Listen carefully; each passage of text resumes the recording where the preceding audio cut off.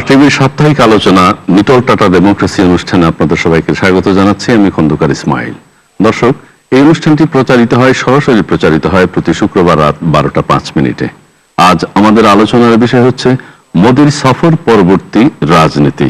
আর এই বিষয়ে আলোচনার জন্য আজ আমাদের স্টুডিওতে উপস্থিত রয়েছেন সরকারি দলীয় সংসদ সদস্য অ্যাডভোকেট নূরজাহান বেগম মুক্তা, বাংলাদেশ আওয়ামী লীগের কেন্দ্রীয় উপকমিটির সহ সম্পাদক ও ঢাকা বিশ্ববিদ্যালয় ছাত্রলীগের সাবেক সভাপতি মোহাম্মদ দেলোয়ার হোসেন, এবং আমার বাম পাশে রয়েছেন বিএনপির কেন্দ্রীয় নেতা ও স্বাধীনতা ফোরামের সভাপতি আবু নাসির মোহাম্মদ রহমতুল্লাহ, এবং সবশেষে আছেন বিএনপির কেন্দ্রীয় কার্যনির্বাহী কমিটির সদস্য শামা ওবায়েদ।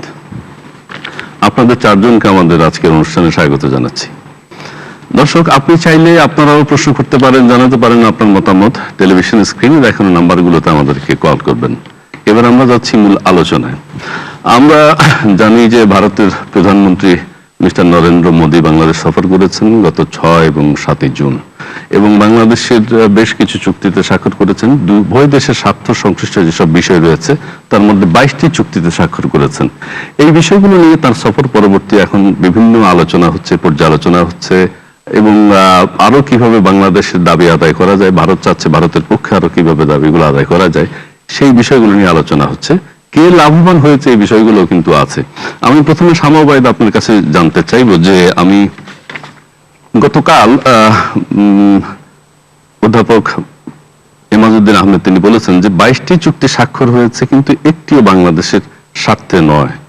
তিনি আরো বলেন যে বর্তমান সরকার ভারতকে সুবিধা দিতে যেন দাতা হাতেন তাই পরিণত হয়েছেন। আমি আরেকটু বলি, তিনি আরো বলেন মুক্তিযুদ্ধের মাধ্যমে যে দেশ আমরা স্বাধীন করেছি কোন চুক্তির মাধ্যমে সেই দেশের 1 ইঞ্চি মাটিও ছেড়ে দেয়া যাবে না। আমি আপনার কাছে জানতে চাইবো যে এই যে 22টি চুক্তি স্বাক্ষরিত হলো, এই চুক্তিগুলোর মধ্যে কোনো একটিও কি আপনার মনে হয়নি যে বাংলাদেশের স্বার্থে, বাংলাদেশের মানুষের পক্ষে, বাংলাদেশের জনগণের পক্ষে এসছে? আপনাকে ধন্যবাদ। আমি আপনার আজকের টপিক হচ্ছে মোদির সফর এবং পরবর্তী রাজনীতি বাংলাদেশের। তো আমি প্রথমে যেটা বলতে চাই যে মানে এখানে আমি দুটোর মধ্যে খুব একটা মিল খুঁজে পাই না, কারণ ভারতের প্রধানমন্ত্রী নরেন্দ্র মোদী বাংলাদেশ সফর করেছে, তার সাথে বাংলাদেশের রাজনীতির কোনো পরিবর্তনের সাথে আমি কোনো রিলেশন দেখি না। প্রথম কথা। দ্বিতীয় কথা পরবর্তী রাজনীতি আছে, ঠিক আছে। বাংলাদেশ রাজনীতির সাথে মোদির সফরের কোনো সম্পর্ক আমি ব্যক্তিগতভাবে দেখি না, এটা আমার মতামত। আমি যেটা বলতে চাই যে যেহেতু আমি মিলটা কোথায় এখানে, মানে মোদির সফরটা যখন নরেন্দ্র মোদির সফর ঘোষণা হয় তখন কিন্তু আমি মনে করি সরকার তো অবশ্যই, এবং যেহেতু আমি একটি রাজনৈতিক দলের সাথে সংশ্লিষ্ট, আমি বিএনপির কথা বলবো যে বিএনপির পক্ষ থেকে এটা পজিটিভলি দেখা হয়েছে। এবং যেই 24টা চুক্তি স্বাক্ষরিত হয়েছে, 22টি চুক্তি স্বাক্ষরিত হয়েছে, তার মধ্যে প্রধান যেটা অলরেডি উনি আসার আগেই হয়েছিল সেটা হচ্ছে যে আপনার এই ল্যান্ড বাউন্ডারির যেই চুক্তিটা, এগ্রিমেন্ট, এবং যেটা উনি মোদি আসার আগে ওনাদের পার্লামেন্টে সেটা গৃহীত হয়েছে। এবং এই চুক্তির মাধ্যমে কিন্তু আমি মনে করি বাংলাদেশ এবং ভারতের দুই দেশের নাগরিকের, বিশেষ করে ছিটমহলবাসীর যে প্রধান যে সমস্যাটা ছিল, এই এগ্রিমেন্টের মাধ্যমে অ্যাটলিস্ট একটা ইনিশিয়াল একটা সমাধান এসছে। এরপরে দেখার বিষয় হচ্ছে তাদের যে নাগরিকত্ব, তাদের নাগরিক হিসেবে তাদের অধিকার, এগুলো তারা কত তাড়াতাড়ি পাবে এবং তারা সেটা কার্যকর হবে, সেটা দেখার ব্যাপার আছে। আরেকটা যেটা চুক্তি যেটা মানে হয়েও হচ্ছে না, হ্যাঁ, সেটা হচ্ছে তিস্তা চুক্তি। এবং আমি নরেন্দ্র মোদী এবার এসেছিলেন, ওনার সাথে তো অবশ্যই প্রধানমন্ত্রীর সাথে অনেক ভারতীয় সাংবাদিকরা এসেছিল, এবং কিছু সাংবাদিকের সাথে আমার কথা বলার সুযোগ হয়েছে জাস্ট ব্যক্তিগতভাবে। ওনারা সাংবাদিকরা অনেক সাধারণ জনগণের মতামত নিয়েছে, এমনি যারা রাস্তায় ঘুরে বেড়ায় এরকম সাধারণ জনগণের মতামত নিয়েছে, এবং তারা সবাই কিন্তু মোটামুটি এটা ওনাদের সাংবাদিকদের ভাষ্য, ভারতীয় সাংবাদিকদের ভাষ্য, জাস্ট একটা মত বিনিময় করছিল আমাদের সাথে যে সবাই কিন্তু তিস্তা যে হয়নি এটা নিয়ে মানে এটা মনে হচ্ছে যে না হওয়াতে কোথায় যেন এই এই মানে সফরে কিছু অপূর্ণ রয়ে গেল। তিস্তার বিষয় কিন্তু এবার স্বাক্ষর হবে বা চুক্তি স্বাক্ষর আমি হবে আপনাকে সেটা বলছি, আলোচনা হ্যাঁ, ছিল না। কারণ আমি বলছি, কারণ এই আশাটা কিন্তু আমাদের সরকার, বর্তমান যে সরকার ক্ষমতাসীন আছে, এই আশাটা কিন্তু ওনারা দেখে যাচ্ছেন যে ওনারা নেগোসিয়েশন করছেন ভারতের সরকারের সাথে এবং তিস্তা চুক্তি শিগগিরই হবে। এবং আমার মনে হয় ওয়ান অফ দ্য রিজন যে উনি নরেন্দ্র মোদী দেশে আসার 2-3 দিন আগেই সুষমা স্বরাজ যেটা ফর্মালি ঘোষণা দিয়েছে যে এইবার তিস্তা চুক্তি হচ্ছে না, কারণ ওয়ান অফ দ্য রিজন আমি মনে করি যাতে বাংলাদেশের মানুষ অ্যাটলিস্ট ফলস কোনো হোপে না থাকে, কোনো আশা নিয়ে না থাকে যে তিস্তা চুক্তি হতেও পারে। আমি বলছি ভারতের সাথে বাংলাদেশ, না অবশ্যই দেখাই উচিত, অফকোর্স দেখতে হবে। এখন ভারত যখন বাংলাদেশের সাথে চুক্তি করবে বা বাংলাদেশ যখন অন্য কোনো দেশের সাথে চুক্তি করবে, যেই দেশ, এটা আমি আজকে ভারত বাংলাদেশের কথা হচ্ছে, যে কোনো দুটি দেশের মধ্যে চুক্তি হলে দুটি দেশের সংশ্লিষ্ট স্বার্থ দেখেই চুক্তি হওয়া উচিত এবং সেটাই হওয়া উচিত। কিন্তু আজকে আমরা যেমন আজকে এই 22টি চুক্তি হয়েছে, হ্যাঁ, সেটা কার্যকর কতটুকু হবে, এখানে অনেক কিছু আছে যেগুলা খুবই কিন্তু নমিনাল, এগুলো কিন্তু অটোমেটিক আমরা পেয়ে যাই। কিন্তু আর যেটা বাস্তবতা হচ্ছে যে চুক্তি হওয়া এবং সেই চুক্তিটা বাস্তবে পরিণত হওয়ার মধ্যে কিন্তু অনেক পার্থক্য থাকে। এবং উভয় দেশের একটা আন্তরিকতা আমরা এখন পর্যন্ত যা লক্ষ্য করছি তাতে মনে হচ্ছে যেন ব্যক্তিগুলো আপনার কাছে আবার আসবো। এবার মোহাম্মদ দেলোয়ার, আপনার কাছে আসি যে আপনি তামা ওয়াইদের বক্তব্য শুনেছেন এবং প্রফেসর ইমাজউদ্দিন আহমেদ সাহেব বলেছেন যে 1 ইঞ্চি মাটিও কাউকে ছাড় দেওয়া হবে না, এবং তিনি আরো বলেছেন যে আমি যে কথাটি আগেও বলেছি যে একটি চুক্তিও বাংলাদেশের পক্ষে যায়নি। আপনার কি মনে হয়? ধন্যবাদ আপনাকে। আজকের এই অনুষ্ঠানের মাধ্যমে বাংলাদেশের মাননীয় প্রধানমন্ত্রী জননেত্রী শেখ হাসিনাকে আমরা ধন্যবাদ জানাই এরকম একটি মহতী উদ্যোগ নেওয়ার জন্য, যাতে করে দক্ষিণ এশিয়াকে নতুনভাবে ভাবা যায়, দক্ষিণ এশিয়াকে পৃথিবীর মধ্যে একটি আলাদা ইমেজে দাঁড় করানো যায়, সেই প্ল্যাটফর্ম তিনি তৈরি করে দিয়েছেন। এই আহ্বানে সাড়া দিয়েছেন ভারতের মাননীয় প্রধানমন্ত্রী, তাকেও আমরা এই অনুষ্ঠানের মাধ্যমে অভিনন্দন জানাই, শুভেচ্ছা জানাই। যেটি বলেছেন আমাদের শ্রদ্ধাভাজন শিক্ষক ইমাজউদ্দিন স্যার, আপনি যেটি আলোচনা এনেছেন, আপা বলেছেন যে বাংলাদেশ এখান থেকে কোনো যে দুই পক্ষের যদি আন্তরিকতা থাকে আগামী দিনে এই চুক্তিগুলো কেমন হবে সেটা নিয়ে সন্দিহান না। যেটি বলেছেন ইমাজউদ্দিন স্যার, যেটি বলেছেন, প্রথম স্যারের কথায় আসি। স্যার যেটি বলেছেন বাংলাদেশের এই যে 22টি চুক্তি যে স্বাক্ষরিত হয়েছে তার একটিও বাংলাদেশের স্বার্থ সংশ্লিষ্ট ব্যাপার না। উনি একজন বড় রাষ্ট্রবিজ্ঞানী, ঢাকা বিশ্ববিদ্যালয়ের শিক্ষক ছিলেন। আমরা এখন প্রশ্ন জাগে, আসলে উনি কতটুক রাষ্ট্রবিজ্ঞানী, কতটুক বাংলাদেশের ভূখণ্ড, ভৌগোলিক অবস্থান, জিওপলিটিক্যাল অবস্থান সম্পর্কে উনি জানেন? বাংলাদেশ, দক্ষিণ এশিয়া, ভারতের অবস্থান, ভারত মহাসাগর, বঙ্গোপসাগর, হিমালয় পর্বত, বার্মা, এই রাজনীতি সম্পর্কে উনি অবগত কিনা? যদি অবগত হতেন তাহলে কথা বলতেন না। বাংলাদেশের যে 22টি চুক্তি স্বাক্ষরিত হয়েছে, সবকটি চুক্তি কিন্তু বিভিন্ন মিডিয়া, পত্রপত্রিকা এবং ফরেন মিনিস্টারের রেফারেন্স দিয়ে যে কথাগুলি এসেছে তাতে অবশ্যই উভয় পক্ষই লাভবান হয়েছে। এবং হ্যাঁ, চুক্তি বাস্তবায়নে আন্তরিকতা না প্রশ্ন ওঠে। আন্তরিকতা, আমরা তো সবেমাত্র যাত্রা শুরু করলাম, আমরা অপেক্ষা করি কোথায় গিয়ে এই চুক্তি কতটুকু হয়। এরকম প্রশ্ন ছিল গঙ্গা চুক্তি যখন হয়েছিল, তখন বিএনপি বলেছিল যে বাংলাদেশ পানি পাবে না। বাংলাদেশ পানি পায় কি না পায় বাংলাদেশের পদ্মা পাড়ের মানুষ সেটি জানে। বলা হয়েছিল যে স্থল বাউন্ডারি ল্যান্ড এই চুক্তি হবে না, এই চুক্তি হয়েছে। অথবা বিএনপি যে কিছু না বলে সেই জিনিসটি বাংলাদেশে বাস্তবায়িত হয়, তার বাস্তবায়ন করেন জননেত্রী শেখ হাসিনা এবং তার সরকার। ধন্যবাদ আপনাকে। এবার আমরা আবু নাসের মোহাম্মদ রহমতুল্লাহ আপনার কাছে আসি। আপনি দুজনের বক্তব্য শুনেছেন এবং ল্যান্ড বাউন্ডারির কথা এসছে, যে চুক্তিটি হয়েছে, এবং প্রফেসর ইমাজউদ্দিন সাহেব যে মন্তব্য করেছেন সেটিও আপনারা শুনেছেন। বিএনপির আসলে অবস্থানটা কি? আমরা শুরুতে যতটুকু জানি যে বিএনপি কিন্তু নরেন্দ্র মোদীকে স্বাগত জানিয়েছে এবং এর প্রেক্ষিতে আমরা দেখেছি যে আমাদের রাজনীতিতে একটা সুবাতাস বইছে। আপনার কাছে কি মনে হয়? ধন্যবাদ আপনাকে, আপনার মাধ্যমে আরটিভির সকল দর্শক শ্রোতাদের। প্রথমত আমি বলতে চাই যে নরেন্দ্র মোদীর সফরকে কেন্দ্র করে বাংলাদেশের মানুষের মধ্যে একটা আশার সঞ্চার সৃষ্টি হয়েছিল এবং সরকারের পক্ষ থেকে কোনো রকমের বিএনপির সঙ্গে কোনো যোগাযোগ না করা সত্ত্বেও বিএনপি মনে করে যে বাংলাদেশের সবচেয়ে বড় এবং শক্তিধর প্রতিবেশী হচ্ছে ভারত। আপনি বন্ধু পরিবর্তন করতে পারেন, বা ইচ্ছা করলে অনেক কিছু পরিবর্তন, কিন্তু প্রতিবেশী কিন্তু পরিবর্তন করা যায় না। প্রতিবেশীর সঙ্গে সুসম্পর্ক রাখা এটা একটা দেশের জন্য খুবই গুরুত্বপূর্ণ বিষয়, এবং বিএনপি সবসময় সেটা চেষ্টা করেছে। কিন্তু প্রতিবেশীর রূপ ধারণ করে যখনই দাদা সুলভ কিছু আচরণ আওয়ামী লীগ করেছে, সরকার কি সেটি চেষ্টা করছে না? না, উভয়ের সাথে একটা বন্ধুত্বপূর্ণ সম্পর্ক, আপনার কাছে কি মনে হয়? আমি কথাটা শেষ করলে মনে হয় বোঝা যাবে। মানে বন্ধুত্ব সুলভ আচরণের বাদ দিয়ে যখন দাদা সুলভ আচরণ, বড় ভাই সুলভ আচরণ করা হয়, তখনই কিন্তু এই দেশের জনগণ প্রতিবাদ করেছে। এটা দেশের জনগণের ঐতিহ্যগত বিষয়। বিএনপি স্বাগত জানিয়েছে, এবং বিএনপির পক্ষ থেকে সরকারকে বলা হয়েছে যে বিএনপির সঙ্গে আলোচনা করে জাতীয় ঐক্যের ভিত্তিতে নরেন্দ্র মোদীর কাছে আমাদের বিষয়গুলো উপস্থাপন করতে হবে। এটা এই সরকারের অভ্যাস কখনোই ছিল না, এবং এই সরকার আসলে জাতীয় ঐক্যের বা গণতান্ত্রিক রীতিনীতির প্রতি কোনো ধরনের শ্রদ্ধা এই সরকারের কখনোই ছিল না। যা হবার তাই হয়েছে। আজকে আমার ভাই দেওয়া ভাই বলেছেন এমাজউদ্দিন সাহেবকে উনি এই রাষ্ট্রবিজ্ঞানী শিখাচ্ছেন, খুবই দুঃখজনক। মানে এটা লজ্জা পাই আমরা। প্রফেসর এমাজউদ্দিন আহমেদের মতো একজন রাষ্ট্রবিজ্ঞানী তার বক্তব্যের আড়ালে কলেজে শিক্ষক ছিলেন, সেইখান থেকে বিএনপির বদলে তিনি ঢাকা বিশ্ববিদ্যালয়ের প্রফেসর এমাজউদ্দিন আহমেদ সাহেবের কোন বক্তব্যের সঙ্গে যদি আপনি যুক্তিসঙ্গত কারণে আপনি একমত না হন, আপনি পাল্টা যুক্তি দিতে পারেন, এটাই গণতান্ত্রিক রীতিনীতি। কিন্তু এমাজউদ্দিন সাহেবকে আপনার এই সীমানা বোঝাচ্ছেন, খুবই দুঃখজনক। আমি নিন্দা জানাই এ ধরনের বক্তব্যের।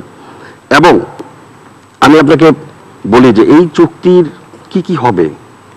উনি যে প্রশ্নটা তুলেছেন যে এমাজউদ্দিন সাহেব কতটুকু জানেন, আপনি এবং এই চুক্তি যে দেশের পক্ষে না, দেশের পক্ষে যে একটি চুক্তিও যাবে না, এমাজউদ্দিন সাহেবের কথাতে সত্য তা প্রমাণ হচ্ছে ল্যান্ড বাউন্ডারি এগ্রিমেন্ট যখন ভারতের পার্লামেন্টে পাশ করলো, এখানে কিন্তু আমাদের সরকারের কোনো বিষয় নাই। একটা কূটনৈতিক উদ্যোগ তো ছিল সবসময়। ভারত 40 বছর তো করে না এটা, আজকে কেন করলো? করার পরে আমি ধরে নিলাম যে সরকারের উদ্যোগ ছিল, হওয়ার পরে আপনার আরো 22টা চুক্তি হবে। তো 22টা চুক্তি হওয়ার পরে এই 23টা চুক্তি মিলিয়ে আপনার ধরেন সরোয়ার্দী উদ্যানে প্রধানমন্ত্রীকে সম্বর্ধনা জানানো হয়েছে। উনি এত বড় কাজ করতেছেন, আমি তাড়াহুড়া করে তাকে সম্বর্ধনা জানালাম এই সরোয়ার্দী উদ্যানে কেন, আমি স্টেডিয়ামে একটা সম্বর্ধনা দিতাম, আন্তর্জাতিক একটা সম্বর্ধনা কমিটি করে তারপর প্রধানমন্ত্রীকে সম্বর্ধনা দিতাম, যদি এই 22টি চুক্তি এই দেশের স্বার্থের পক্ষে থাকতো। আমার উত্তরবঙ্গ মরুভূমি হয়ে যাচ্ছে। তিস্তা চুক্তি এখনো হয়নি, তিস্তা চুক্তি হয়নি, গভর্নমেন্টের পক্ষে করা সম্ভব?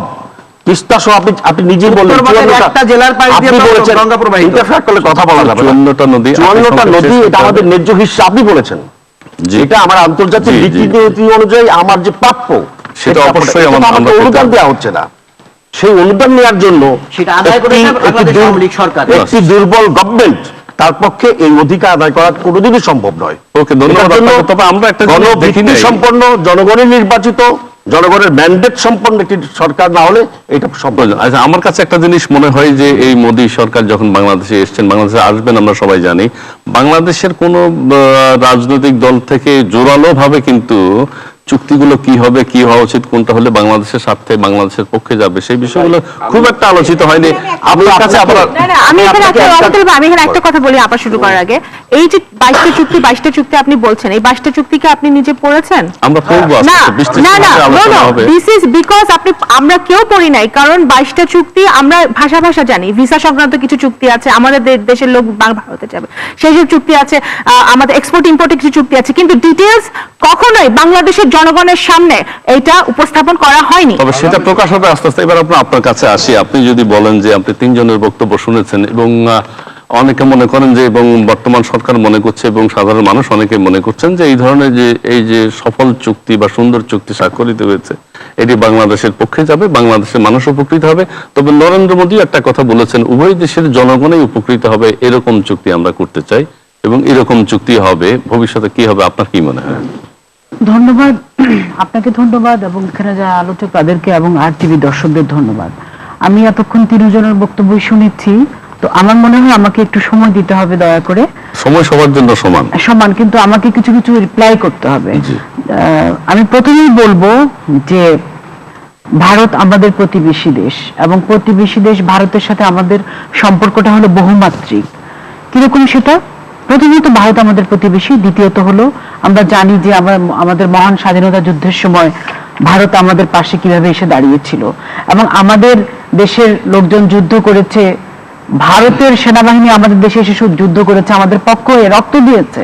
তাই ভারতের সাথে আমাদের সম্পর্ক হলো রক্তের বন্ধনে আবদ্ধ এবং স্বাধীনতা যুদ্ধের সময় 1 কোটি শরণার্থীকে ভারত নিজের দেশে আশ্রয় দিয়েছে, যেটা কিনা কোনো শক্ত অর্থনৈতিক ভিত্তির উপর যে দেশ দাঁড়িয়ে তাদের পক্ষ ছিল কঠিন, সেই কঠিনতম দায়িত্বটি ভারত পালন করেছে। অতএব ভারত অবশ্যই আমাদের পরীক্ষিত বন্ধু। আজকে আমি প্রথমেই আমার বক্তব্যের শুরুতে আমি বলবো যে ওনাদের একটা সর্বশেষ বক্তব্য দিয়ে ওনারা বলেছেন যে চুক্তিগুলোতে কি আছেন ওনারা জানেন না, কিন্তু আবার এটাও বললেন যে এই চুক্তিগুলো একটিও বাংলাদেশের পক্ষে যায়নি। তাহলে ওনাদের কথাই তো স্ববিরোধিতা আমি লক্ষ্য করছি। আজকে শ্রদ্ধেয় এমাজউদ্দিন সাহেবজি বললেন আমাদের দেশের স্বার্থে কোনো চুক্তি হয় নাই। উনি কি চুক্তি দেখেছেন পরে, বা ওনারাই কি দেখেছেন যে 22টা চুক্তিতে কি লেখা আছে?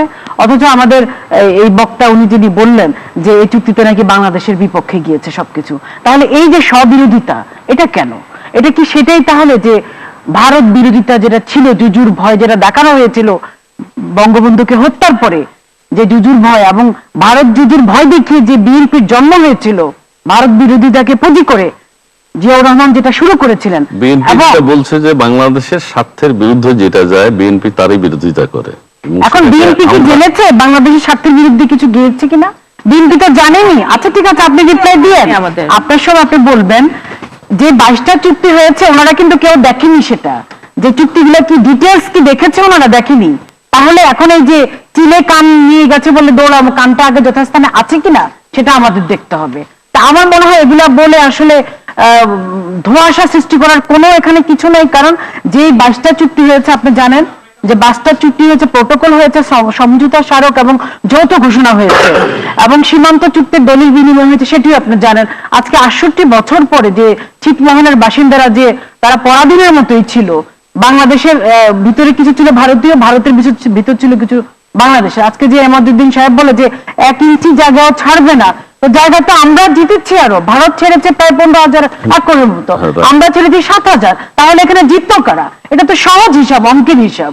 এবং ভারত তাদের এই চুক্তি স্বাক্ষর করতে তাদের সংবিধান সংশোধন পর্যন্ত করতে হয়েছে, যেটা কিনা তারা এতটা স্যাক্রিফাইস করেছে।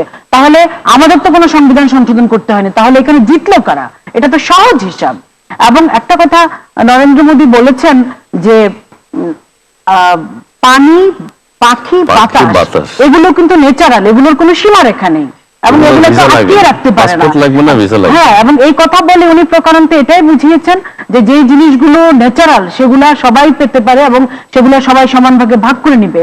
আজকে বাংলাদেশ ভারত হলো 2 সহোদরের মতো বা 2 সহোদরার মতো, এবং মোদী নিজেও বলেছেন যে উভয় দেশ একই প্ল্যাটফর্মে দাঁড়িয়ে কিভাবে অর্থনৈতিকভাবে লাভবান হবে সেটি নিয়ে সব আলোচনা করার সময় এসেছে। বাতাস, পাখি এবং পানির কথা যে বললেন যে ভিসা লাগে না, এটার কোনো বর্ডার নেই, অথবা এটার কোনো পাসপোর্ট লাগবে না, ভিসা নেই, ভিসা লাগবে না, কিন্তু মানুষের জন্য ভিসাটা সহজ করা হয়েছে কিনা সেই বিষয়টি যদি আপনি একটু বলেন। আচ্ছা হ্যাঁ, আমি সেই কথাটাতে আসছি, অবশ্যই বলবো আমি সেই কথাটা। আর আরেকটা কথা হলো যে যেটা আমি বলতে চাচ্ছিলাম যে মোদী যখন তার এলাকা নির্বাচনের ঢেউ উঠেছিল বা নির্বাচনের জোয়ার, তখন এটাকে মোদী ঝড় হিসেবে আখ্যায়িত করা হয়েছিল। এতটাই উনি তোলপাড় সৃষ্টি করতে পেরেছিলেন। এবং আপনি দেখেছেন উনি যখন প্রধানমন্ত্রী হন উনি কিন্তু নিজের দেশের অর্থনৈতিক উন্নয়নের দিকে ততটা তাকান নেই যতটা কিনা উনি পার্শ্ববর্তী দেশগুলো সফর করেছেন। এবং এই পার্শ্ববর্তী দেশগুলোতে সফর করেছে, এই সফর করা অনেকে বলেছে যে উনি এই দেশগুলো সফর করছে কেন, যে দেখার জন্য, যে এটা দেখানোর জন্য যে ভারত অনেক অর্থনৈতিকভাবে শক্তিশালী দেশ, অথবা উনি নিজের যে গুজরাট দাঙ্গার যে একটা ব্যাপার ছিল সেটিকে জনগণের মন থেকে মুছে ফেলার জন্য। কিন্তু আসলে কিন্তু সেটি নয়। এটা আমি মনে করি উনি বিভিন্ন দেশগুলা ভ্রমণ করে দেখেছেন যে সেই দেশগুলো কিভাবে উন্নত হয়েছে এবং ভারতকে কিভাবে আরো উন্নত করা যায় সেই দেশগুলোর অভিজ্ঞতার আলোকে। এটি ছিল ওনার কৌশল। আমরা 3 জনের আলোচনা শুনলাম, আপনার আলোচনা শুনলাম, আপনার কাছে আবার আসবো এবং আমরা নিচ্ছি একটা বিরতি। প্রিয় দর্শক, আপনারা দেখছেন আরটিভির সাপ্তাহিক আলোচনা অনুষ্ঠান নিটল টাটা ডেমোক্রেসি। আমরা এই অনুষ্ঠানে কিছুক্ষণ পরে ফিরছি, আপনারা আমাদের সঙ্গেই থাকুন।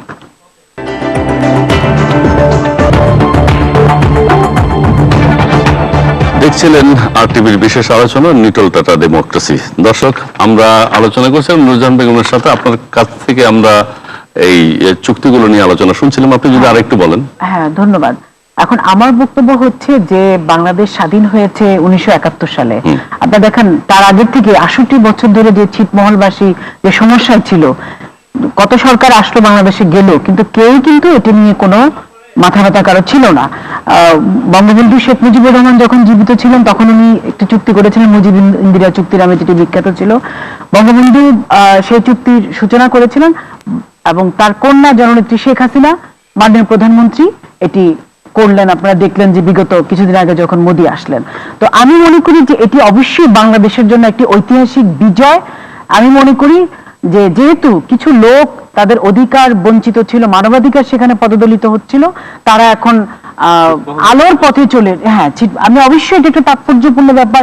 এবং এই যে নরেন্দ্র মোদী যে আসলেন, সেখানে আমাদের সবচেয়ে বড় অ্যাচিভমেন্টটাই ছিল ছিটমহল চুক্তিটা, যেটা কিনা 68 বছরের সমস্যার সমাধান।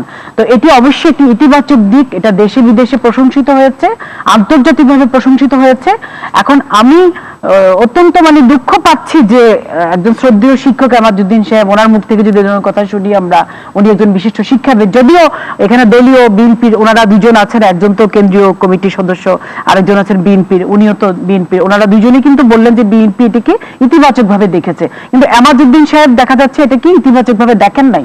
তাহলে দেখা গেল ওনাদের মধ্যে একটা কন্ট্রাডিকশন, তাই না? শুরুটা ইতিবাচক ভাবে, নরেন্দ্র মোদীর সফরটাকে ইতিবাচক ভাবে দেখেছে, সফর থেকে আমরা ইতিবাচক ভাবে দেখেছি, ওয়েলকাম করেছেন। এখন হয়তো আলোচনা এবং চুক্তির, এবং আপনারা এটাও বলেছেন, কিন্তু এটা ঠিক দেখেন যতগুলো ভারতের সাথে যতগুলো চুক্তি, ভারতের থেকে আমরা যা কিছুই পেয়েছি সব কিন্তু এই জননেত্রী শেখ হাসিনা আওয়ামী লীগ সরকারের আমলে কিন্তু সব অ্যাচিভমেন্ট গুলো হয়েছে, অন্য কোনো আমলে হয় নাই। কিন্তু অন্য যারা সরকার প্রধান ছিলেন তারা কিন্তু সমালোচনাই করেছেন, কিন্তু বাংলাদেশের জন্য ভারত থেকে কিছু আনতে পারেন। আচ্ছা, সমালোচনা হচ্ছে, সমালোচনা হবে, সমালোচনার জবাব দেবেন। আপনার কাছে আমরা প্রত্যেকের কাছে আবার কিছু কিছু বক্তব্য শুনবো। তার আগে টেলিফোনে আমাদের একজন দর্শক আছেন, তার কাছ থেকে আমরা প্রশ্ন শুনতে চাই। প্লিজ আপনি বলুন। জি, আসসালামু আলাইকুম। আপনার নাম বলে প্রশ্ন করুন। আমি মোহাম্মদ জহিরুদ্দিন সিলেট থেকে বলছি। জি। আমরা ওই যে সাপ্তাহিক টকশো আমরা তো সবাই দেখছি যে, এবং বেশ মনোযোগ সহকারেই আমরা উপভোগ করি। তারপরে আমরা মাঝে মধ্যে শেয়ার করতে চাই যে আজকের যে বিষয়টা সমকালীন এবং অতি সম্প্রতি গুরুত্বপূর্ণ এবং ইন্টারেস্টিং বিষয়টা আনার জন্য আমি উপস্থাপক খন্দকার মোহাম্মদ ইসমাইলকে ধন্যবাদও জানাচ্ছি। পাশাপাশি আলোচক বৃন্দের সাথে দুই একটি কথা বলতে চাচ্ছি, প্রশ্ন করতে চাচ্ছি যে বিষয়টা অত্যন্ত গুরুত্বপূর্ণ এবং আমাদের প্রত্যেকের স্বার্থ এখানে জড়িত। যে এই চুক্তিগুলা, যে 22টি চুক্তি হয়েছে, যদিও আমরা খুব আশান্বিত এবং অত্যন্ত বেশি উচ্ছ্বাস ছিল 30টা, কিন্তু এটা হয়তো এক সময় হবে, এখন আমরা বুঝতেই পারছিলাম আগে এটা না হওয়ার সম্ভাবনা আছে। তো যাই হোক, আমাদের একটা বিষয় হচ্ছে যে আমরা যখন আলোচনায় থাকি তখন হয়তো আমাদের দৃষ্টিভঙ্গি রাজনৈতিক বন্ধত কারণেই হয়তো যারা নেগেটিভ বলি বেশি বলি, যারা পজিটিভ বলি বেশি বলি, কিন্তু আমাদের জেনারেশন তো বদলাচ্ছে। কিন্তু এখানে 22টি চুক্তি না হয় একটিও তো না হতে পারতো দীর্ঘদিনের প্রেক্ষাপটে, হয়তো 30টা চুক্তি কোনোদিন হয়তো হবে। কিন্তু আমি যেটা মনে করি যে এই সময়ে ভৌগোলিক এবং অন্যান্য অবস্থান দিক থেকে হয়তো এই চুক্তিতে ভারত বাংলাদেশকে বেশি লাভবান হবে, তার চেয়েও বেশি যে ছিটমহলের যে বাসিন্দারা নাগরিকত্ব পাচ্ছে তার মানবিক মূল্যবোধ অনেক বেশি। এবং সবচেয়ে বড় বিষয় হচ্ছে দক্ষিণ এশিয়া, ভারত একটা বড় সেক্টর, বড় জনসংখ্যার দেশ, বড় গণতান্ত্রিক দেশ। সেখানে আন্তর্জাতিক এবং জাতীয় পলিটিক্সে আমাদের কিন্তু একটা উচ্ছ্বাস এবং একটা গুরুত্ব পাচ্ছে, বিশেষ করে আমেরিকা, চীন সহ অন্যান্য যে দেশগুলো, সেখানে ভারতের সাথে আমাদের 71-এর সম্পর্কের পরে যে স্থবিরতা ছিল, এটা আজকে আবার বাহ্যিকভাবে অনেক উদারনৈতিকভাবে প্রকাশিত হয়েছে। ধন্যবাদ দর্শক, আপনার প্রশ্ন আমরা বুঝতে পেরেছি। আপনাকে অনেক ধন্যবাদ। আপনাকে অনেক ধন্যবাদ। আপনি আবারও প্রশ্ন করবেন। আমাদের এখানে 4 জন আলোচক আছেন। আমাদের দর্শক যেটা বলতে চাচ্ছেন যে বাংলাদেশের সাথে ভারত সরকারের যে এখন যে সুসম্পর্ক, এই সুসম্পর্কের কারণে চীন, আমেরিকা সহ দক্ষিণ এশিয়ার অন্যান্য দেশগুলো বাংলাদেশকে এখন বাংলাদেশকে নিয়ে ভাববে বা ভাবছে। এই বিষয়টিকে আপনি কিভাবে দেখছেন? দর্শকের কথা বলেছেন, দর্শক ওনার দিক থেকে কারেক্ট, কিন্তু আমি একটি কথা বলতে চাই। জি। দ্বিপাক্ষিক সম্পর্ক বা বাইল্যাটারাল সম্পর্ক একটি দেশের সাথে একটি দেশের থাকে, একটি দেশের মানুষের সাথে একটি দেশের মানুষের থাকে, সেটাই আইডিয়াল সম্পর্ক। এখন আমি আলোচনায় আসি। এখন সেটা হচ্ছে যে আমি শুধু একটি কথা বলতে চাই, যে আমি এটা নিয়ে আর বাড়াবো না, এখানে বারবার ইমাজউদ্দিন সাহেবের কথা বলা হচ্ছে। এখন আমি শুধু একটি কথা বলতে চাই, এই বর্তমান সরকার এখন আজ ওনারা যতদিন ধরে আছেন মানে ক্ষমতায়, আমি দেখিনি যে কোনো সম্মানিত লোকে সম্মানটা দিতে পেরেছেন। ইভেন যারা একেবারে বঙ্গবন্ধুর কাছের লোক ছিলেন, তারাও যখন দেখেছি বিভিন্ন সময় ক্রিটিসাইজ করেছে এই সরকারকে, সরকারের কর্মকাণ্ডের কারণে, তাদেরকে ওনারা রাজাকার বানিয়ে দিয়েছেন এবং তাদেরকে অপমানিত করেছেন। সুতরাং ওনারা, এবং এই ইমাজউদ্দিন সাহেব এই সিটি কর্পোরেশন নির্বাচনে ভোট দিতে গিয়ে ছাত্রলীগের হাতে লাঞ্ছিত হয়েছেন। সুতরাং এই লাঞ্ছনা, এই মানে এই অসম্মান দেওয়ার হ্যাবিটটা আওয়ামী লীগের আছে, এটা নিয়ে আর বলবো না। আবার এখন সেকেন্ড কথায় আসি, ভারত বিরোধিতা। হ্যাঁ, আচ্ছা, এখন যেই রাজনীতির প্রেক্ষাপট সারা পৃথিবীতে কোনো দেশই অ্যাফোর্ড করে না কোনো দেশের সাথে বিরোধিতা করার। আপনি দেখেন এই নরেন্দ্র মোদী, এরও আমেরিকা এককালে ভিসা দিতে তারা অসম্মতি জানিয়েছিল। সেই নরেন্দ্র মোদী যখন পিএম হলেন, প্রাইম মিনিস্টার হলেন, তখন কিন্তু উনি ওয়ার্ম ওয়েলকাম পেলেন আমেরিকা গিয়ে উনি বিশাল জনসভা করলেন, বিভিন্ন ভাবে উনি ওখানে ওনার কার্যক্রম করেছেন। এবং নরেন্দ্র মোদী সব সার্ক কান্ট্রিগুলো কিন্তু ভিজিট করেছে। কি উন্নয়ন হচ্ছে সেটা দেখার চেয়ে বেশি উনি একজন রিজিনাল লিডার হিসেবে ইমার্জ করতে চান। হ্যাঁ, সেই কারণেই কিন্তু সার্ক দেশগুলো উনি, in fact Bangladesh was his last country যেখানে উনি ভিজিট করলেন সার্ক দেশগুলোর মধ্যে। এখন আমি যেটা বলতে চাই যে আসলে আমাদের দেশে এই যে এই মোদির সফর বা এই সফর, এগুলা সবগুলাই যদি আমাদের দেশের স্বার্থে হয়, দেশের মানুষের স্বার্থে হয়, তাহলে বাংলাদেশ জাতীয়তাবাদী দল সবসময় এটাকে ওয়েলকাম করবে। এবং যেটা কনফিউশনটা হচ্ছে, আমি এটা একটু ক্লিয়ার করি, নরেন্দ্র মোদীর সফরটাকে বিএনপি সবসময় ওয়েলকাম করেছে, বরঞ্চ আওয়ামী লীগ সরকার সবসময় এটাকে ঘোলাটে করার চেষ্টা করেছে। আপনি দেখেন যে হয়েছে কি, যখন আপনার পায়ের নিচে মাটি থাকে না, যখন মানুষের পায়ের নিচে মাটি থাকে না, তখন আকাশ বাতাস সবখান থেকে মানে গুলিয়ে নিয়ে কথা বলে। এখন কথা হচ্ছে যে বিএনপি কিন্তু কখনোই বলে নাই যে নরেন্দ্র মোদীর সাথে আমাদের তিনবার প্রধানমন্ত্রী, বিএনপি চেয়ারম্যান প্রেসিডেন্ট খালেদা জিয়ার সাক্ষাৎ হবে কি হবে না, এ ব্যাপারে কিন্তু বিএনপি কিছুই কখনো বলেনি। বিএনপি ধূম্রজালটা ক্রিয়েট করেছে কে? ধূম্রজালটা ক্রিয়েট করেছে আওয়ামী লীগ সরকার। এবং আওয়ামী লীগ সরকার বলেছে কি, যে আপনি দেখেন যেই দিন ভারতের পররাষ্ট্র সচিব প্রেস ব্রিফিং দিয়ে নরেন্দ্র মোদী বাংলাদেশের 36 ঘন্টার এজেন্ডা ডিক্লেয়ার করলেন, সেখানে পরিষ্কারভাবে ওনার যে ছিল সেটাতে ছিল যে ওনার বেগম খালেদা জিয়ার সাথে সাক্ষাৎ হবে। কিন্তু একই দিনে আমাদের পররাষ্ট্রমন্ত্রী আনফরচুনেটলি উনি কি বললেন যে কেন সাক্ষাৎ হবে, প্রশ্নই ওঠে না নরেন্দ্র মোদীর সাথে বেগম খালেদা জিয়ার সাক্ষাৎ। আমার কথা হচ্ছে আওয়ামী লীগের সমস্যাটা কি? ওনাদের গাছ দেখানোর কোনো কারণ নাই। আমাদের পররাষ্ট্রমন্ত্রী বলছেন মনে হয় সকালবেলা একটা প্রেস কনফারেন্স একই দিনে, আর ভারতের পররাষ্ট্রমন্ত্রী বলছেন সচিব না বিকালে বলুক আর সকালে বলুক, আমাদের পররাষ্ট্রমন্ত্রীর কাছে কেন সেই ইনফরমেশন থাকবে না? তার মানে উনি জানতেন, উনি বিভ্রান্ত করার জন্য মানুষকে বলেছেন। আরেকটা কথা হচ্ছে, এবং এটা প্রথম না, আমাদের পররাষ্ট্রমন্ত্রী আনফরচুনেটলি এর আগেও বহুবার বিভ্রান্তিকর কথাবার্তা উনি বলেছেন। আজকে কেন তাহলে আওয়ামী লীগের সমস্যাটা কি? এটা তো ভারতের ব্যাপার, এটা নরেন্দ্র মোদীর ব্যাপার, বেগম খালেদা জিয়ার ব্যাপার, ভারতের সরকারের ব্যাপার আর বিএনপির ব্যাপার। আওয়ামী লীগের তো গাত্রদাহ হয় কেন যে দেখা হবে কি? উনারা আগে থেকে কেন এত অস্থির হয়ে যায় যে দেখা হবে কি হবে না? বিভ্রান্তি সৃষ্টি করার কারণ এখানেই, কারণ ওনারা জানেন যে জনগণ মানে জনগণের যে সরকার, সেই সরকার তো এটা না। আপনি দেখেন, আপনি বললেন যে নরেন্দ্র মোদীর পরবর্তী সফর পরবর্তী বাংলাদেশের রাজনৈতিক প্রেক্ষাপট কোনো পরিবর্তন তো হয়নি। আমরা কি আমাদের যেই এখন রাজনৈতিক প্রেক্ষাপট, যেই ল এন্ড অর্ডার সিচুয়েশন, গতকালকেও একটি শিশু বাচ্চাকে বস্তাবন্দি পাওয়া গেছে। হ্যাঁ, জুরাইনে, শুনেন আমাকে কথা বলতে দেন একটু, জুরাইনে একটা হত্যা হয়েছে, ইব্রাহিম নামে একটি মাদক ব্যবসায়ীকে হত্যা করেছেন। হ্যাঁ, হত্যা করেছে, হত্যা কে করেছে? ছাত্রলীগের ওই এলাকার সভাপতি। কেন হত্যা করেছে? মাদক ব্যবসা নিয়ে হত্যা করেছে। এবং বর্তমানে আমরা যে এখন কথা বলছি, সীমান্তে, আমাদের বিভিন্ন সীমান্তে 512টি পয়েন্টে মাদক ব্যবসা হচ্ছে। এবং অবশ্যই প্রশাসন এবং সরকারের সহযোগিতায় এগুলো হচ্ছে। মানব পাচার আজকে পেপারে আছে, মানব পাচার নিয়ে তো আমরা অনেক কথা শুনছি, আজকে পেপারে আছে গত দেড় বছরে 2000 সরকারি কর্মকর্তা ভুয়া পাসপোর্ট নিয়ে পাচার হয়ে গেছে এবং আজকে তাদেরকে পাচার করেছে এবং এটাতে পাসপোর্ট অফিস থেকে শুরু করে ইমিগ্রেশন প্রত্যেকটি সরকারি কর্মকর্তা জড়িত আছে। আচ্ছা, আপনার কাছে আবার আসবো। এখন ব্যাপার হচ্ছে আজকে আমরা কোথায় আছি, যে আজকে নরেন্দ্র মোদী তো ওনার ভিজিট করে চলে গেলেন, আমাদের সেই 22টি চুক্তি যদি বাস্তবায়িত হয় ওয়েল এন্ড গুড, কিন্তু আমাদের যে দুরবস্থা, আমাদের যে আইনের শাসন, আমাদের যে গুম খুনের মধ্যে আমরা আছি, এটা তো বন্ধ হচ্ছে না, এটা তো নরেন্দ্র মোদী সলভ করতে পারবে না। নরেন্দ্র মোদীর সফর, আমি একটু দেলোয়ার ভাইয়ের কাছে আসি। আচ্ছা, দেলোয়ার ভাইয়ের কাছে আসি। শুনেন, আপনাদের গাত্রদাহ হচ্ছে কেন সমবায়? আচ্ছা বলি, আপার কথায় আসি। জি, উনি যে কথাটি বললেন, মনিয়াপা যেটি বলছিলেন, সেই কথাটি পুনরাবৃত্তি করি। শ্যামাবায়ত বললেন যে এই সরকার বৈধ সরকার না।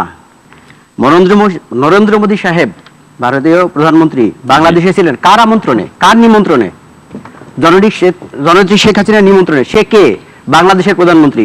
অতএব প্রধানমন্ত্রী দাওয়াতে আর এক দেশের প্রধানমন্ত্রী এসেছেন, তাহলে উনি যে কথা বলছেন মানে এইটা রাজনৈতিক মানে কোনো কথাবার্তা হতে পারে। আরেকটি কথা বলছেন যে আপনাদের এই যে বেগম জিয়ার সাথে দেখা করার বিষয়ে আপনাদের আপনাদের সংবিধান পরিবর্তন করে সেই সংবিধান অনুযায়ী আপনারা বৈধ হতে পারেন।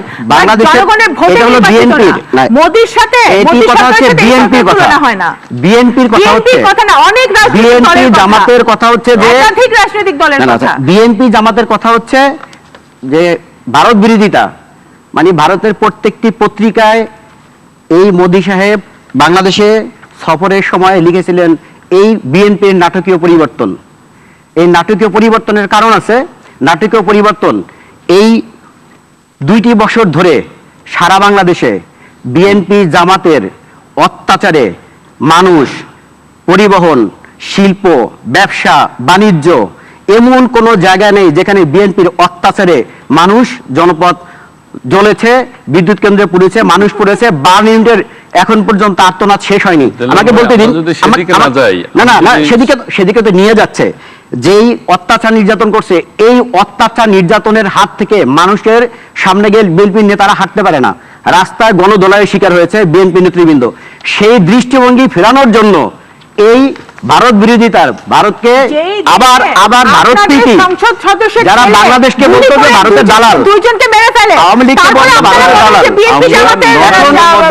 নরেন্দ্র মোদীর সফর এবং পরবর্তী রাজনীতিতে থাকি, সেইটাকে উনি যেটি বলছেন যে সেই জায়গায় গিয়ে এখন কি করছেন যে নতুন করে নিজেদের পিঠ বাঁচানোর জন্য এখন ওনাদের ডাইমেনশন চেঞ্জ করার চেষ্টা করছেন। জানি না স্ট্যান্ডার্ডে থাকবেন কিনা। আমাকে এটুকু ওনার কথা হচ্ছে এমাজউদ্দিন সাহেব এখন আর বাংলাদেশের শ্রেষ্ঠ অন্যতম বুদ্ধিজীবী, এটা আমরা মানে সে দাবি করতে পারে, বিএনপি দাবি করতে পারে, কিন্তু এমাজউদ্দিন একজন ঢাকা বিশ্ববিদ্যালয়ের প্রিলিমিনারি ছাত্র ছিলেন। এমাজউদ্দিন একটি কলেজের অধ্যাপক ছিলেন, সেইখান থেকে বিএনপি এখান থেকে বসিয়েছে। বিএনপির এখনকার মহাসচিব, এখনকার মহাসচিব, আমি বলি, আমাকে বলতে দিন, বিএনপির মহাসচিব একটা মন্তব্য করেছেন, মন্তব্যের বিষয়ে আপনাদের মতামত যদি বিএনপির মহাসচিবের দায়িত্ব পালন করছেন। আমি এমাজউদ্দিন সাহেবের উদ্দেশ্যে বলতে চাই, আমিও তার বিশ্ববিদ্যালয়, ঢাকা বিশ্ববিদ্যালয়ে আমি একজন ছাত্র, ভূরাজনীতির একজন শ্রেষ্ঠ প্রবক্তা, ভূরাজনীতির এবং এর প্রবক্তা পথিকৃৎ রিয়ার অ্যাডমিরাল আলফ্রেড থেয়ার মাহানের বইটি পড়ার জন্য ওনাকে আমি উপদেশ দিই, ছোট হয়ে উপদেশ দিই, এবং রাজ্যের the sea as a source of national greatness এই বই দুটি পড়ে ভারত সম্পর্কে, বাংলাদেশ সম্পর্কে মন্তব্য করার জন্য বলি। ধন্যবাদ। আবার আপনার কাছে আসবো। ধন্যবাদ আপনাকে। আপনি কি সংক্ষেপে আপনার বক্তব্যের সময় আপনি বলতে পারেন? আপনি এখন আমি যদি আপনার কাছে যাই, আপনার রহমতুল্লাহ ভাই, আপনি তো এখন প্রত্যেকের বক্তব্য শুনেছেন, আমরা তো বিষয়বস্তুর উপরে থাকি না। জি, বিষয়বস্তুটার উপরে থাকতে পারলে ভালো হয়। সেটা হচ্ছে নরেন্দ্র মোদীর সফরের পরে রাজনীতিটা কি? জি, রাজনীতিটা হচ্ছে আপনি বলেছেন যে প্রফেসর এমাজউদ্দিন সাহেব বলেছেন যে এইগুলো দেশের স্বার্থের পরিপন্থী। আপা বললেন যে এমাজউদ্দিন সাহেব উনি কোত্থেকে জানলেন, আপনারা বললেন যে এটা কোথাও প্রকাশ। তিনি বলেছেন যে যেহেতু আমি ওই যুগে ছিলাম কি সেটি আমরা এখনো জানি না, এবং তিনি বলতে চেয়েছেন যে যেহেতু জানি না, সৌভাগ্য হোক আর দুর্ভাগ্য হোক, বিপক্ষে সেই বিষয়টা তো সৌভাগ্য হোক দুর্ভাগ্য হোক, এমাজউদ্দিন সাহেবের ওই মিটিং এ আমি তার পাশে ছিলাম। আচ্ছা, এবং তিনি বলেছেন যে চুক্তিগুলি করা হলো দেশবাসীকে অন্ধকারে রেখে, এবং যা যা শোনা যাচ্ছে কয়েকটা বিষয় উনি তুলে ধরলেন যে এরকম যদি হয় তাহলে এটা দেশের স্বার্থ জলাঞ্জলি যাবে। ওনার কথাগুলো ওনার যারা সাংবাদিকরা জিজ্ঞাসা করেছিল ম্যাডাম গঙ্গা চুক্তির কি হলো, আমি তো ভুলেই গিয়েছি। আমি কিন্তু ভুলে হবেই। আচ্ছা ঠিক আছে, প্লিজ। বিষয়টা হচ্ছে যে ওনার যারা জীবনের শত্রু, চরম শত্রু, তারাও ইমাজউদ্দিন সাহেবের ভদ্রতা সম্পর্কে কোনো মন্তব্য করতে পারে না। এটা আমি বিনয়ের সাথে বললাম। এখন দ্বিতীয় বিষয়টা হচ্ছে একটা পক্ষ হচ্ছে এটা, আরেকটা পক্ষ কি, এই চুক্তিকে কেন্দ্র করে ঢালাওভাবে মিথ্যাচার করছে আওয়ামী লীগ। মানে আপনি বলেছেন সফর পরবর্তী রাজনীতি। একটা রাজনীতি হচ্ছে যে আমরা ওয়েলকাম করেছিলাম, যেহেতু এমন একটি সরকার, আমরা দুর্ভাগ্য যে সীমান্তে প্রতিদিন হত্যাকাণ্ডের ব্যাপারে ভারতীয় প্রধানমন্ত্রীর কাছে একটি শব্দ উল্লেখ করতে পারে নাই। এই দেশের মানুষের প্রতি মিনিমাম দায়বদ্ধতা থাকবে একটি সরকার সীমান্ত হত্যার ব্যাপারে কথা বলবে না। আজকেও দেখেন আপনি একজনকে গলা কেটে হত্যা করা হয়েছে, নতুন ডাইমেনশন। আমরা এটার বিরোধিতা করবো না, এটা করবেন, কিন্তু চুক্তিগুলোর ব্যাপারে যদি এখন একটু বলেন। চুক্তিগুলির ব্যাপারে আমি বলি আপনাকে দুই তিনটা। একটা বলেছি আমি যে 200 কোটি টাকা লোনের ব্যাপারে।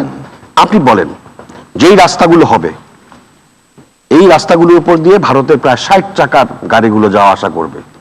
আর একজন উপদেষ্টা, আপনার মনে আছে, আমাদের অর্থনৈতিক উপদেষ্টা বললেন যে আমরা কি, কথাটা কি ছিল, যে আমরা কি এতই অভদ্র নাকি যে আমরা ভারতের কাছ থেকে টাকা নেব? আমার দেশের রাস্তা এত বড় বড় ট্রলি রলি এগুলি যাওয়ার মধ্যে দিয়ে রাস্তাগুলো নষ্ট হয়ে যাবে, সমস্ত কিছু শেষ হয়ে যাবে, আর এইটার প্রকৃত আমার প্রাপ্য যে অর্থ সেটা চাওয়া হচ্ছে অভদ্রতা। এর থেকে বড় নির্লজ্জ ভারতীয় দালালি আর হতে পারে না। আমরা দালালিটা করি না, আমরা ভারতের স্বার্থ পরিপন্থী যদি হয় সেটা প্রতিবাদ করি। ভারতকে স্বার্থ পরিপন্থী হলে, হ্যাঁ, আমাদের স্বার্থ পরিপন্থী যদি হয় তাহলে সেটা ভারতের কাছে আমরা প্রতিবাদ জানাই। বাট ভারতকে আমরা সুসম্পর্ক সম্পন্ন একটা সৎ প্রতিবেশী হিসেবে আমরা পেতে চাই। সর্বশেষ আমার যে বক্তব্য সেটি হচ্ছে, মাঝে মাঝে আমরা এই যে বাইরে যে কথাগুলো বলি, যে দাউদ ইব্রাহিমের সঙ্গে তারেক রহমানের বৈঠক, এই সমস্ত মিথ্যাচার, এগুলি হচ্ছে আমাদের রাজনীতির ক্ষতি। সারা বাংলাদেশের এবং আওয়ামী লীগ আওয়ামী লীগের চাইতে আর বেশি কেউ পারে না। মিথ্যাচারের রাজনীতি যদি বন্ধ না হয়, মিথ্যাচারের রাজনীতি বিএনপি করে, মিথ্যাচারের রাজনীতি বিএনপি করে, বাংলাদেশ আওয়ামী লীগ করে না।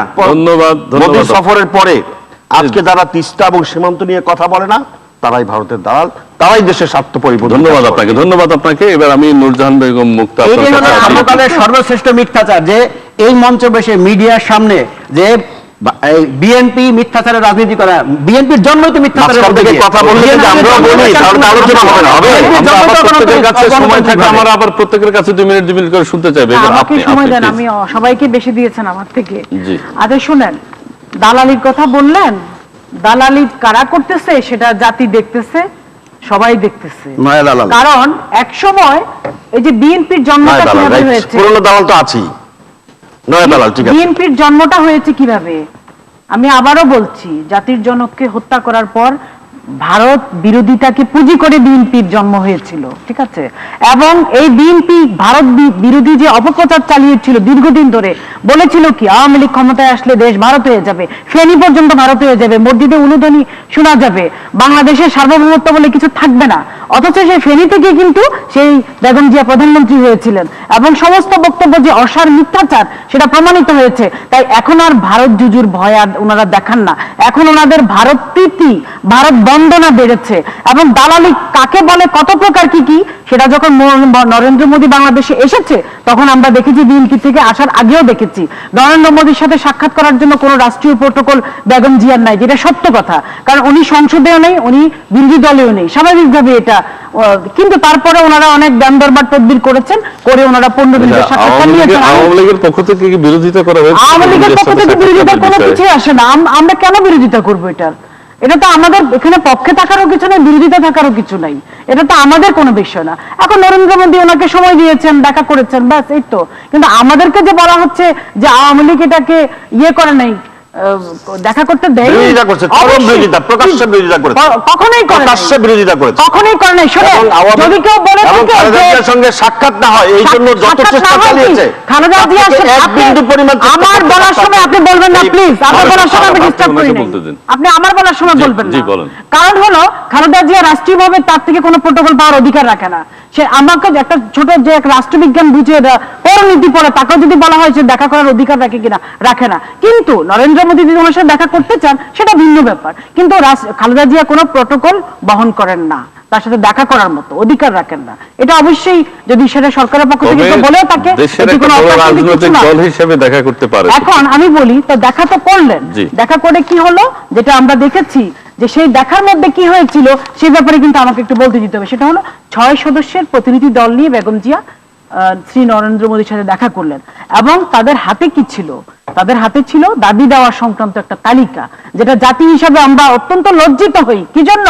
যে উনি একজন আরেকটি দেশের প্রধানমন্ত্রী, খালেদা জিয়া হলো এই দেশের একজন সাবেক প্রধানমন্ত্রী এবং সাবেক বিরোধী দলীয় নেত্রী, এবং উনি মোদীকে বললেন যে দেশে নাকি গণতন্ত্র অনুপস্থিত।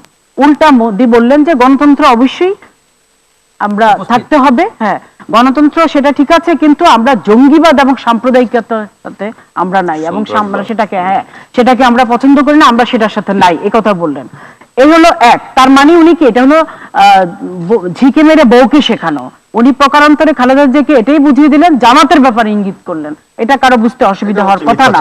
এবং আরেকটা কথা বলি, এই যে দাবি দেওয়া ধরিয়ে দিলেন মোদীর হাতে যে দেশে গণতন্ত্র নাই, এবং তাদের হাতে কি ছিল যে তারা বলে গণতন্ত্র ফিরিয়ে আনতে ভারতকে গঠনমূলক এবং কার্যকর পদক্ষেপ নেওয়ার জন্য অনুরোধ করা হয়েছে। তো ভারতের প্রধানমন্ত্রী বাংলাদেশে গণতন্ত্র ফিরিয়ে আনার জন্য উনি কি কাজ করবেন? উনি আরেকটা দেশের প্রধানমন্ত্রী। তার মানে কি বেগম জিয়া সেই বিদেশ প্রীতি, দেশের সমস্যার সমাধান উনি দেশে না করে উনি আমেরিকার দিকে তাকাবেন, ভারতের দিকে তাকাবেন, যুক্তরাজ্যের দিকে তাকাবেন, জাতিসংঘের দিকে তাকাবেন। উনি দেশের জনগণের উপর আস্থা নাই, তো আস্থা তো থাকবে কিভাবে? জনগণকে পুড়িয়ে অঙ্গার করে ফেলেছেন। এখন নরেন্দ্র মোদীকে উনি বলছেন যে এই সমস্যা গণতন্ত্র ফিরিয়ে আনার জন্য। এটা সত্যি আমাদের জন্য অত্যন্ত লজ্জাস্কর। তবে একটি কথা, যে বেগম জিয়াকে যেটা আমি জানতে পেরেছি, আমরা সবাই জানতে পেরেছি যারা চেষ্টা করেছি, কলকাতার স্টেটসম্যান পত্রিকার যে বাংলা সংস্করণের মানস ঘোষ সাংবাদিক, উনি যেটা বলেছেন যে বেগম জিয়াকে 3টি প্রশ্ন করেছিলেন নরেন্দ্র মোদী। প্রথম প্রশ্ন করেছিলেন যে ভারতের রাষ্ট্রপতি যখন প্রণব মুখার্জি বাংলাদেশে এসেছিলেন তখন সেদিন কারা হরতাল ডেকেছিল। উনি সেটার উত্তর দিয়েছিলেন সেখানে তার যে জোট থেকে হরতাল ডাকা হয়েছিল, এটার উত্তর দিয়েছেন। আরো 2টি প্রশ্ন করতেন, সেই 2টি প্রশ্নের উত্তর কিন্তু বেগম জিয়া দিতে পারেননি, নিশ্চুপ ছিলেন। সেই 2টি প্রশ্ন ছিল যে 2004 সালে চট্টগ্রাম বন্দরে 10 টাকা অবৈধ অস্ত্র খালাস হয় উত্তর পূর্ব ভারতের সন্ত্রাসীদের কাছে নিয়ে যাবার জন্য, এবং সেই সময়ে বেগম জিয়া প্রধানমন্ত্রী ছিলেন, তার 2 মন্ত্রী এতে জড়িত ছিলেন। তো নরেন্দ্র মোদী ওনাকে বলেছিলেন যে এই ব্যাপারে মামলা চলিত অবস্থায় আছে, সেই মামলায় তথ্যপত্র দিয়ে বেগম জিয়া সাহায্য করবেন কিনা, এক উনি নিশ্চিত ছিলেন। আচ্ছা, তারপর 3 নম্বর কথা হলো যে ভারতের পশ্চিমবঙ্গে বর্ধমানে বোমা ও অস্ত্র সম্পর্কিত মামলার তদন্তে দেখা গিয়েছে সেখানে খালেদার দলের এবং জোটের লোকজন সেটাতে জড়িত, এবং সেই ব্যাপারে কোনো তথ্যপত্র দিয়ে বেগম জিয়া সাহায্য করবেন কিনা। বেগম জিয়া এটার কোনো উত্তর দেননি। এখন কি দেখা গেল? তাহলে ওনাদের জন্য এই যে মোদীর সাথে দেখা করতে গেলেন, দেখা করতে গিয়ে দেশের বিরুদ্ধে নালিশ করলেন। ছোটবেলায় আমরা শুনেছি যে নালিশ করলে বালিশ পাবে, উনি তো বালিশও পেলেন না, কিছুই পেলেন না। উল্টা উনি যে প্রশ্নগুলো করলেন বেগম জিয়াকে, সেগুলোর উত্তর বেগম জিয়া দিতে পারলেন না। তা আমরা মনে করি যে আমাদেরকে জাতি হিসাবে উনি ছোট করেছেন। নরেন্দ্র মোদীকে বলেছেন গণতন্ত্র ফিরিয়ে আনতে, নরেন্দ্র মোদীকে বাংলাদেশের কিছুই না, উনি কিভাবে আমাদের দেশে গণতন্ত্র ফিরিয়ে আনতে? প্রশ্নগুলো ঢাকার দৈনিক থেকে আমি আবার বলে ভালো আছে প্রত্যেকের কাছে কলকাতা পত্রিকা দিয়ে আমাদের দেশের সাথে আমার ইয়া করতে চাই। আপা যে অসত্য কথাগুলো এখন আপনাদের আরটিভিতে বসে বললেন, এটা তো একটা জবাব দিতে হবে। হ্যাঁ, প্রথমে উনি বলেছেন যে এটা একটা সত্য কথা উনি বলেছেন এত মিথ্যাচারের মধ্যে, যে মোদি দেখা করতে চেয়েছে। এটা ঠিক, মোদি দেখা করতে চেয়েছে বেগম খালেদা জিয়া। না না, প্লিজ আমাকে বলতে দেন। আপনি সঞ্চালক হিসেবে আপনি আমাকে মাঝখানে খালেদা জিয়া যেভাবে উঠে পড়ে লেগেছিলেন, দ্বিতীয় কথা না আমার শোনো। আচ্ছা খালেদা জিয়া যেভাবে উঠে পড়ে লেগেছিলেন, আরেকটা কথা আছে, খালেদা জিয়া যেভাবে হাতে পায়ে ধরেছিলেন দেখা করার জন্য, হাতে পায়ে ধরেছিলেন এবং দুতিয়ালি করেছিলেন তাকে জন্য নরেন্দ্র মোদি দেখা করে। শেষ করুক, নরেন্দ্র মোদি বুঝতে পেরেছেন যে খালেদা জিয়ার সঙ্গে আপনি বলেন। বাংলাদেশের আমাকে একটু বলতে দেন, আপনি একটু বলতে দেন, আমাকে একটু বলতে দেন। আপনি তারপরে বলেছেন যে 40 সেকেন্ডে বলুন। আপনি বলেছেন যে বেগম খালেদা জিয়া দাবি দাবার নিয়ে গেছেন। প্রথম কথা, আপনি ওখানে উপস্থিত ছিলেন না, আমরা টিভিতে আপনাকে ওখানে দেখি নাই। আপনি ওখানে জানার কথা না দাবি দেওয়ার নিয়ে গেছে কি নিয়ে গেছে সেটা আপনার জানার কথা না, এবং এইটা 100% মানে এইটা সবচেয়ে বড় প্রমাণ যে আওয়ামী লীগ মিথ্যাচার করে। আপনি একজন বাংলাদেশের সবচেয়ে সাংবাদিকদের সদস্য হয়ে জিজ্ঞাসা করেন। বাংলাদেশের আমার যাওয়ার দরকার নেই তো। সাংবাদিকদের জিজ্ঞাসা করেন। আরেকটা হচ্ছে যে 45 মিনিট বিএনপির সাথে বৈঠক হয়েছে, তার মধ্যে 15 মিনিট নরেন্দ্র মোদি এবং বেগম খালেদা জিয়ার একা বৈঠক হয়েছে, ওয়ান অন ওয়ান বৈঠক। সেই বৈঠকে কি আলাপ হয়েছে সেটা নরেন্দ্র মোদি এবং বেগম খালেদা জিয়া ছাড়া কেউ জানার কথা নয়। এবং এইটা যে উনি আমাদের একটা সময় শেষ, আমি তো এটা বলতে পারবো। পত্রিকা নিয়ে কথা বলেন, এটা আমাদের 100% মিথ্যাচার। আমাদের এটা সময় শেষ, 100% আমাদের সময় শেষ। বরঞ্চ অনেক- আপনি জানেন, হানিফা বলেছেন। এটা বাংলাদেশের কোন পত্রিকায় ছাপা হয় না। আপনাদের চারজনকে অনেক অনেক ধন্যবাদ। আমি এবার শেষ করতে চাই। আপনাদের যে পত্রিকা জনগণ, ওটা তো ছাপা হয় নাই। আপা, ওকে, যদি কোনো পত্রিকা যদি মিথ্যাচার করে থাকে, যদি কোনো পত্রিকা আপনি একটু মিথ্যাচার করে তার যদি বিরুদ্ধে কোনো মামলা করতে পারেন, না, তিনি না, বলেছেন। যদি কোনো আমি পত্রিকা আরেকটা কথা মিথ্যাচার বলি, করে থাকে সেই পত্রিকার বিরুদ্ধে ওরা ব্যবস্থা নিতে পারে। ওকে, আপনাদের সবাইকে, আপনাদের চারজনকে ধন্যবাদ। আজকে আমাদের এখানে এসেছেন নূরজাহান বেগম, মুক্তা, মোহাম্মদ দেলোয়ার হোসেন, আবু নাসের মোহাম্মদ জামাতুল্লাহ এবং সামা উবাইদ। যে আপনার ভারতের সময় শেষ। জনগণের সাথে বাংলাদেশের জনগণের সম্পর্ক থাকবে। কোন বিএনপি করে। আপনাদের সময় শেষ। ছোট করেছে। সবচেয়ে বড় সন্ত্রাসী তারেক। ও, ধন্যবাদ আপনাদের চারজনকে। প্রিয় দর্শক, আপনারা এতক্ষণ দেখছেন লিটল টাটা ডেমোক্রেসি। আগামী শুক্রবার আপনাদের সবার সাথে আবারও কথা হবে। সে পর্যন্ত সবাই ভালো থাকুন। আপনাদের সবাইকে ধন্যবাদ।